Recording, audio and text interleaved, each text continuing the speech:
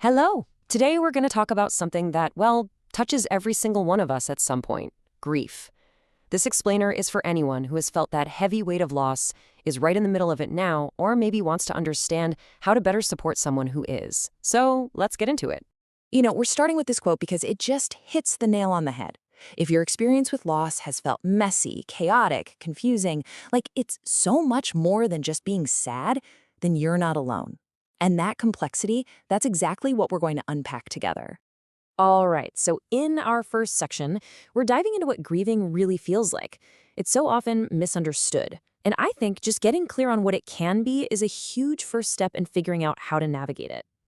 Yeah, grief is way more than just one emotion. It can be this whole cascade of feelings. You might feel total shock, just pure disbelief, or this intense ache, this longing for the person you lost. But then you could also feel confused or angry at the world, even guilt. And sometimes you might feel nothing at all, just this profound numbness. And the thing is, these feelings, they can all crash down on you at once or come and go. And I really need you to hear this. This is probably one of the most important things we'll talk about today. Whatever it is you're feeling, whether it's on that list or not, it's valid. There's no rule book for this. There is absolutely no wrong way to grieve. Your journey is yours alone. And that's okay.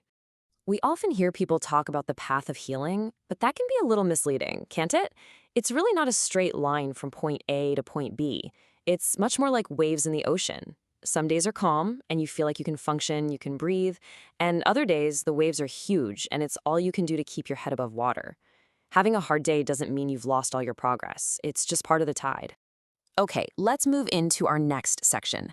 Here, we're going to look at the anatomy of your loss. Like, why does this pain feel so huge, so all-consuming? Sometimes, understanding the why can make things feel a little less chaotic. This definition is just so powerful because it completely reframes what we're mourning. When you lose someone, you don't just lose the person.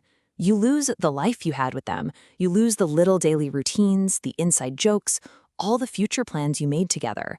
And you also lose a part of yourself, the person you were when you were with them. And this really breaks it down, doesn't it? The biggest loss is, of course, the person. But then there are all these other losses layered right on top. The simple rhythm of your days is gone. The future moments you were counting on, graduations, quiet coffees, growing old, they're gone too. For many, it's a loss of feeling safe, of belonging, and it's a loss of identity. Who are you now without being their partner or their child or their friend? This is why grief feels so heavy. It's not one loss, it's a dozen losses, all rolled into one. Okay, so understanding the sheer scale of grief is one thing, but what do we actually do? How do we get through the day? This next section is all about small, gentle, practical things you can do to carry on. First things first, the pressure to figure out why this happened can feel enormous, but I'm giving you permission right now to let that go. You don't need to find some grand cosmic reason for your pain. And in that same vein, you don't have to turn this into a life lesson overnight. The search for meaning might come way, way later. Or it might not, and that's okay. For now, you don't need to force a silver lining on something that just hurts. So what's the takeaway here? It's this. Your only real job right now is to let the pain be there. Just allow it to exist without judging it or trying to explain it away. Just saying to yourself, this is awful and I'm hurting, that's an incredibly honest and powerful thing to do. You know, grief is physical. It takes a toll on your body. So taking care of yourself physically isn't selfish, it's essential. And we're not talking about huge goals here, just the basics. Try to eat something small. Drink a glass of water. If you can sleep, sleep. Naps absolutely count.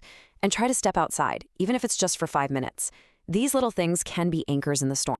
And when you feel ready to reach out to people, the kind of support you get really, really matters. You don't need advice. You don't need someone to try and fix you or offer solutions.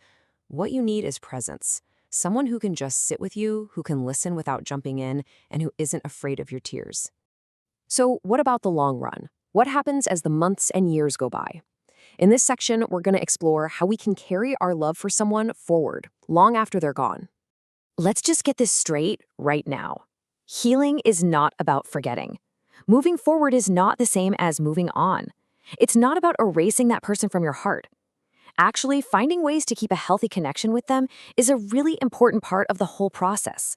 So what does that look like? Well, here are a few ideas. You can talk to them, in your head. Tell them about your day. You could write them letters. You can honor them by doing something they loved, cooking their favorite recipe or living by a value they taught you. You carry their influence forward with you. See, love doesn't end. It just changes form. So what about when a huge wave of grief just hits you out of nowhere? It can be a song on the radio, a certain smell, or an anniversary that just knocks you off your feet. It can feel like you're right back at the beginning. So what does that actually mean? The most important thing is to reframe this. It does not mean you're failing or that you're back to square one. Not at all. It's a powerful, physical reminder of how deeply you loved. The size of the grief is a testament to the size of the love. It means they left a deep, beautiful imprint on your life. And that brings us to our final and really crucial section. This is about knowing when the weight is just too much to carry by yourself and when it might be time to ask for professional help. Let me be very clear. There is zero shame in needing more support. Realizing you need help and then asking for it, that's a sign of incredible strength. Grief can be so isolating, but you truly don't have to do it all alone. So if you're experiencing any of these things, a despair that just will not lift, if you're unable to get through your day for a long stretch of time, or you're wrestling with intense guilt, that's a clear sign that it's time to reach out. A therapist, a counselor, a support group, they have the tools to help guide you through this. As we wrap up, I want to leave you with this idea. The enormous pain you feel from grief, it's in direct proportion to the enormous love you had. And that love, that connection, it was real. It mattered. It was never, ever a waste. And really, that's the goal in the end. It's not about getting over it or erasing the person from your life. It's about learning how to carry that loss, how to weave it into the person you are now.